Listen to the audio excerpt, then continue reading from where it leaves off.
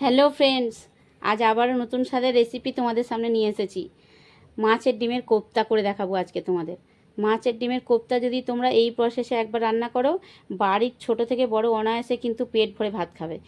এই প্রসেসে রান্না করলে মাছের ডিমের এই একটা পদ হলে আর কোনো পদের দরকার হবে না কিন্তু ভাত খাবার জন্য। দুপুরের লাঞ্চে এইভাবে একবার মাছের ডিম রান্না করো বন্ধুরা। কালারও যেমন, টেস্টও ভরপুর। নিত্যদিন তোমরা রান্নার যেসব উপকরণ ব্যবহার করে থাকো তাই দিয়েই হবে, আর কিছু প্রয়োজন হবে না কিন্তু। তো এই মাছের ডিমের কোপ্তা কিভাবে বানিয়েছি তা তোমরা পুরো ভিডিও দেখলেই বুঝতে পারবে। পুরো ভিডিও দেখার অনুরোধ রইল। তো আর দেরি নয়, চলো এখন ভিডিওটা দেখে নিই। তার আগে বন্ধুরা, তোমরা আমার চ্যানেলে নতুন ভিউয়ার্স হয়ে থাকলে আমার চ্যানেলটা সাবস্ক্রাইব করে পাশে থাকা অনুরোধ করছি। আর হ্যাঁ বন্ধুরা, যদি নেক্সট ভিডিওর নোটিফিকেশান পেতে চাও তাহলে পাশে থাকা বেল বটনটা বাজিয়ে রাখবে। তো চলো এখন ভিডিওতে যাই। তো ফ্রেন্ডস, মাছের ডিমের কোপ্তা করার জন্য আমি এখানে দেখো 200 গ্রাম মতন মাছের ডিম নিয়েছি। আর মাছের ডিমটা খুব ভালো করে চামচের সাহায্যে এইভাবে ম্যাশ করে নিচ্ছি। আর এখন এই মাছের ডিমের মধ্যে আমি দিয়ে দিচ্ছি দেখো স্বাদ মতো লবণ।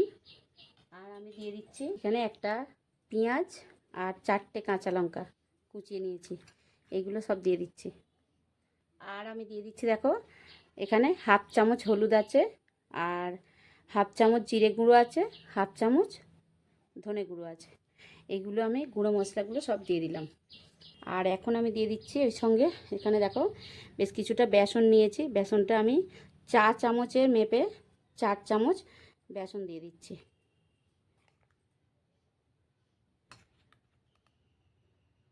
এখন এইগুলো খুব ভালো করে ম্যাশ করতে হবে, হাত দিয়ে খুব ভালো করে ম্যাশ করে নিতে হবে। তো মাছের ডিম আমার খুব ভালো করে ম্যাশ করা হয়ে গেছে। এখন আমি দিয়ে দিচ্ছি দেখো একটা ডিমকে ভেঙে আমি ওই সঙ্গে দিয়ে দিচ্ছি। ডিমটাও খুব ভালো করে হাত দিয়ে মিশিয়ে নিচ্ছি। এইভাবে মাছের ডিম রান্না করলে বন্ধুরা খুব টেস্টি হয়। মাছের ডিমটা ভালো করে ম্যাশ করে নিতে হবে এইভাবে। আর অল্প একটু এরকম লঙ্কা হলুদ, যদি তোমরা চাও রেড চিলি পাউডারও দিতে পারো রঙের জন্য।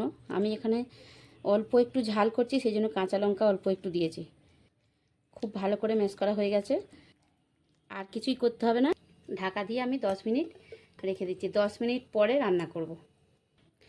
দেখো 10 মিনিট পরে আমি রান্নাঘরে চলে এলাম। মাছের ডিম ভাজার জন্য কড়াইতে বেশ কিছুটা তেল দিয়েছি। আর আমি যে 10 মিনিট মাছের ডিমটা রেস্টে রেখেছিলাম ওইগুলো আমি এখন ছোট ছোট বলের আকারে দিয়ে ভেজে নিচ্ছি।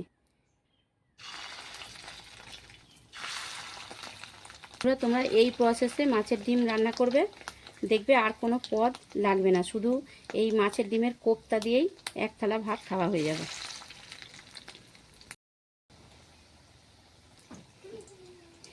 অনেকটা মাছের ডিম আছে তো একেবারে আমি ভাজছি না, আস্তে আস্তে ভাজবো, ওই জন্য কিছুটা দিয়েছি। এখন নেক্সট বার ফের আবার দেবো, একেবারে সবটা ভাজা যাবে না, ছোট ছোট করে এইভাবে। কিন্তু গ্যাসটা বন্ধুরা কমিয়ে দিয়ে, একদম কমিয়ে দিয়ে স্লোভাবে ভাজবে। একটু সময় ধরে মাছের ডিমটা ভাজতে হবে। দেখো বন্ধুরা এই রকম ভাজা হয়েছে। আমি এখন এই ভাজা ডিম তুলে নিচ্ছি, আর ভাজার দরকার নেই, এরকম ভাজলেই হবে।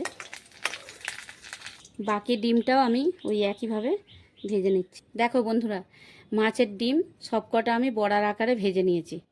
এখন ওই কড়াইতে এই যে তেলটা আছে এই সঙ্গেই আরও একটু তেল আমি দিয়ে দিচ্ছি।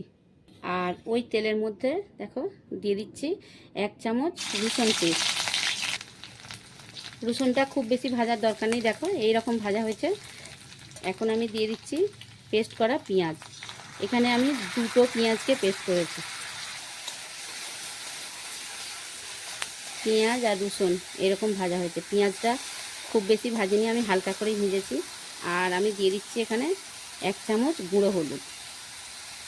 এখন দিয়ে দিচ্ছি দেখো পেস্ট করা টমেটো, 2টো টমেটো আমি পেস্ট করেছি এখানে। দেখো এখন দিয়ে দিচ্ছি স্বাদ মতো লবণ।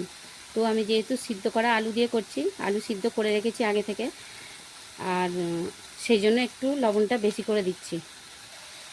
আর দিয়ে দিচ্ছি 1 চামচ পেস্ট করা আদা। আর দিয়ে দিচ্ছি দেখো পেস্ট করা লঙ্কা। আমি এখানে কিন্তু গুঁড়ো লঙ্কা দিয়ে করছি না রান্নাটা, আমি বাটা লঙ্কা দিয়ে মানে শিলের মধ্যে আমি বেটে নিয়েছি। আর এই সঙ্গে আমি দিয়ে দিচ্ছি অল্প একটু জল।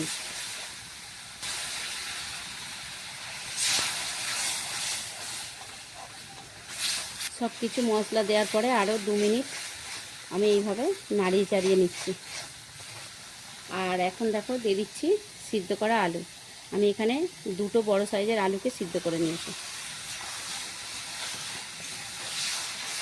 আর এখন দিয়ে দিচ্ছি জল, পরিমাণ মতো জল। যেহেতু আলুটা আমার সিদ্ধ করাই আছে, তো আমি বেশি জল দিচ্ছি না।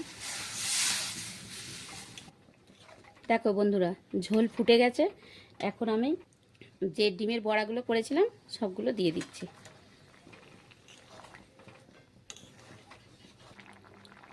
রান্না প্রায় কমপ্লিট হয়ে এসেছে। আমি এখন অল্প পরিমাণে একটু চিনি দিয়ে দিচ্ছি। তো বন্ধুরা দেখো, আমি এই রকম রেখেছি, খুব বেশি ঝোল করছি না। তোমরা যদি চাও আরেকটু শুকনো করতে পারো, আমি এরকমই রাখছি। আর যদি রেসিপি তোমাদের ভালো লাগে বন্ধুরা, আমাকে একটা কমেন্ট করে জানাবে, আর ভিডিও একটা লাইক করবে, আর বন্ধুদের মধ্যে শেয়ার করে দেবে। তো চলো, এখন গরম গরম ভাতের সঙ্গে পরিবেশন করবার জন্য কমপ্লিট হয়ে গেছে। আজকের মতো ভিডিও এখানেই বন্ধুরা। ভিডিও পুরো দেখার জন্য ধন্যবাদ।